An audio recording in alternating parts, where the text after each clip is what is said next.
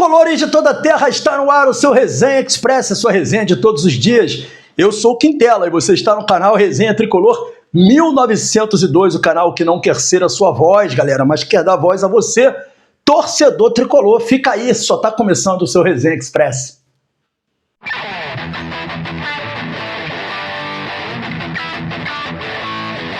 Resenha Express voltando, eu peço aos amigos e às amigas para não esquecerem de se inscrever no canal, ativar o sininho das notificações, deixar o like. Fazendo isso, você diz ao YouTube que esse conteúdo é legal e ajuda a gente a distribuir esse conteúdo para mais pessoas. Então dá essa força pra gente, é muito importante, galera. E mais importante ainda é o hype. Deixa o hype nesse vídeo. Quando você dá um hype, esse conteúdo vai para muito mais gente. Então o hype faz toda a diferença para que esse trabalho continue chegando a mais pessoas. Pedimos a vocês que não esqueçam do hype, ok? Vamos começar falando de Fluminense, galera. E ontem, notícias bombásticas movimentaram aí o universo tricolor. O meu amigo querido Thiago Ferreira, do canal Hora do Flu, a quem eu desejo aqui, peço a vocês que se inscrevam no canal dele, é um cara muito legal. O Thiago trouxe duas informações muito relevantes ontem, informações exclusivas, inclusive. Uma delas dando conta de que o Everaldo interessa ao Chapecoense, isso mesmo. A Chape teria o interesse de trazer de volta, né, o jogador para o time verde lá, né? O que acontece? O Everaldo foi um jogador de muito sucesso na Chapecoense. O torcedor da Chapecoense tem o Everaldo com uma pessoa assim, um jogador que foi importante num determinado período lá para o clube de Chapecó. Então, há por parte do clube o interesse, segundo o Thiago, de buscar esse jogador, de tentar contratar esse jogador, e o Everaldo, né, por ter uma boa relação lá no clube, por ter sido um jogador importante lá no clube, também eu acho que não se importaria aí. Eu gostaria, inclusive, de ter essa oportunidade, óbvio, se ele não for titular no Fluminense, que é uma coisa que dificilmente ele vai conseguir. Então, pra gente que não gosta, que acha que o Everaldo não deveria ter sido contratado, se torna quase que um alívio esse interesse da Chapecoense nele, né? E pode ser também uma oportunidade para o Fluminense fazer negócio com um jogador que realmente não tem a mínima condição de jogar no Fluminense, gente. É uma verdade. Não é nada pessoal contra o atleta. Eu tenho um cuidado muito grande de não atacar a honra das pessoas, de não expor a honra das pessoas, mas, de fato, é um jogador que não reúne mínimas condições de ser jogador do Fluminense. Então, para a Chapecoense pode ser uma boa e para a gente também, né, torcer para que essa negociação realmente se efetive e que o Everaldo vá para a Chapecoense. Seria maravilhoso para nós tricolores se isso acontecesse. E um outro nome que o Thiago trouxe ontem também, né, e movimentou também aí o universo tricolor, seria um possível interesse do Gustavo Scarpa em retornar ao Fluminense. E aí, o Scarpa ele sempre move na torcida do Fluminense grandes embates, né, porque tem uma galera que acha que ele seria muito bem-vindo e pela qualidade que o jogador tem, e tem a galera que acha que ele não deveria jogar mais no Fluminense, né? Eu sou um desses que acha que ele não deveria jogar mais no Fluminense, né? A não ser que viesse publicamente fazer um pedido de desculpa, dizer que errou, dizer que não poderia ter feito o que fazia, de ficar fazendo assim para a torcida do Fluminense, né? Ganhou a Libertadores pelo Palmeiras, ficou olhando para Sul, debochando da torcida do Fluminense. Não falo dele ter movido uma ação trabalhista, ele tem os direitos dele como trabalhador de receber o salário dele. Então, processar o Fluminense por conta de não ter pago ele, tá tranquilo. Agora, usar isso, inclusive, para tentar sair de graça, né, e prejudicar o clube que o formou, e depois ainda ficar fazendo chacota com o clube, assim, na minha opinião, não compensa contratar o jogador só porque ele tem qualidade. Eu acho que a gente tem que ter duas coisas, honra e vergonha na cara. Tem inúmeros jogadores da posição dele por aí no mundo que a gente poderia contratar, então eu não gosto dessa contratação, não concordo com essa contratação, mas aí não sou eu que decide isso, né? Quem decide isso são os caras que gerem o Fluminense, é eles que têm que decidir o que vai fazer.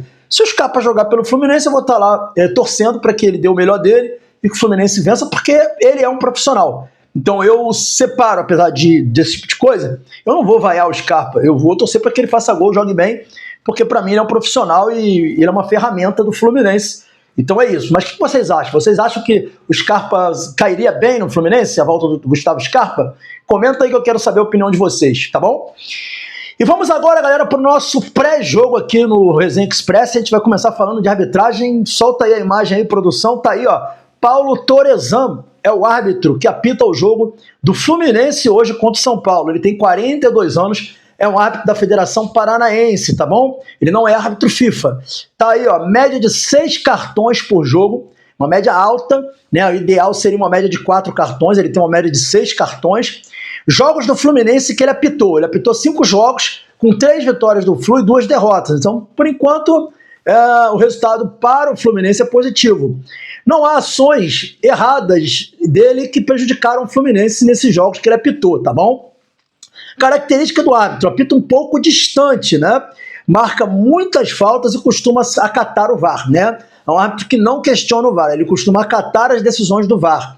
Apesar da idade, tem pouca experiência na Série A, isso mesmo, ele não é um árbitro com tantos jogos de primeira divisão apitados, tá, galera? É um árbitro que tem aí as suas dificuldades apitando jogos de Série A. Agora indo para o nosso adversário São Paulo, né? O São Paulo tem problemas para o jogo contra o Fluminense hoje, pelo menos 6 desfalques aí de São Paulo. E a gente vai aqui ressaltar alguns desfalques que são importantíssimos. Aí na tela aí, ó, se liga aí, ó. Luciano e o Ferreirinha, cara, desfalcam o time contra o Fluminense. 2 jogadores muito importante mesmo para esse time do São Paulo. Não vão jogar hoje, cara. Isso mesmo.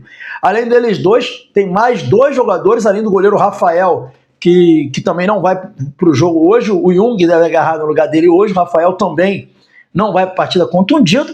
São Paulo tem no total 5 desfalques, isso mesmo, tá? E aí, né, voltando aqui para mim, como é que o São Paulo vai se organizar? Como é que vai ser então esse São Paulo com esses 5 desfalques para a partida contra o Fluminense? Vamos de novo para a tela aí, ó. O São Paulo vai a campo com Jung no gol, Ferrarese, Tolói e Alan Franco na zaga. O Tolói, que também estava contundido, volta, pelo menos isso pro São Paulino aí, né? Ou seja, vai jogar com 3 zagueiros. No meio campo, o Mike, o Pablo Maia, o Bobadilha e o Luiz Gustavo jogando como ala esquerdo, isso mesmo.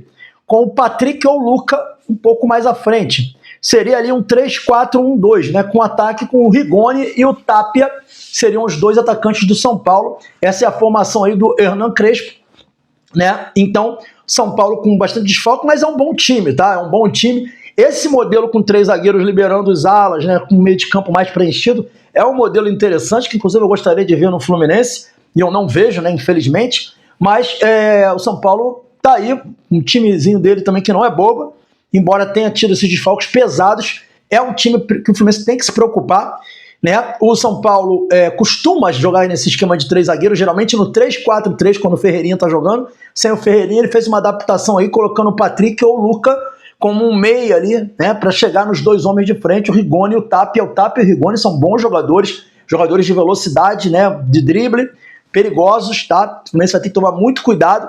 Mas, sem dúvida nenhuma, a ausência de Ferreirinha, né, do goleiro Rafael e do Luciano são ausências muito sentidas aí no São Paulo, que enfrenta o Fluminense hoje, tá bom, galera? E lembrando que é jogo que pode garantir a vaga do Fluminense na Libertadores, tá bom? Vamos para a escalação do Flu. Como vem o Fluminense do técnico Luiz Ubeldia na tela para vocês aí? O Fluminense deve ir a campo com Fábio, Samuel Xavier, Thiago Silva, Freitas e René, Hércules Martinelli e Lúcio Acosta, Serna, Canóbio e Everaldo, isso mesmo. Lembra que eu estava falando aí que o Kennedy poderia começar como titular? Então, pro GE não, tá? Pro GE não é possível, vai ser Everaldo no ataque. Eu ainda acho que pode aparecer o John Kennedy, não vai ser uma surpresa para mim. As informações que eu tive é que o Zubeldia estava com essa dúvida entre Everaldo e John Kennedy, que poderia iniciar o jogo com o John Kennedy, mas, segundo o GE, não, vai ser o Everaldo. Você só vai saber quando começar o jogo, não tem jeito, mas essa é a provável escalação do Fluminense para enfrentar um São Paulo bastante desfalcado, mas é o São Paulo, né, gente? Um gigante, assim como o Fluminense, do futebol brasileiro, e a gente não tem muito como achar que os caras estão desfalcados e vão ganhar. Não, é jogo duríssimo, né? A torcida do Fluminense vai chegar com tudo, né? O estádio vai estar cheio e a gente tem que ter muita paciência também. O torcedor que estiver no estádio tem que ter paciência, porque é um clássico. E clássicos são complicados. Jogo para torcida ser inteligente, jogadores inteligentes, administrar a posse de bola, ter calma para conseguir vencer esse time de São Paulo, que é um time muito qualificado. Ok? Esse foi o Resenha Express. Saudações tricolores. Fiquem com Deus. Hoje, logo após o jogo do Fluminense, tem pós-jogo aqui no canal. e eu aguardo vocês. Sempre que termina o jogo, começa o nosso pós-jogo, logo após o jogo, então a gente vai estar aqui fazendo um baita de um pós-jogo, com certeza muito inclusivo, um pós-jogo muito legal para vocês, podem acreditar que vão fazer um trabalho bonito aí, tá bom, galera? Saudações tricolores, um abraço a todo mundo e uma ótima quinta-feira para vocês.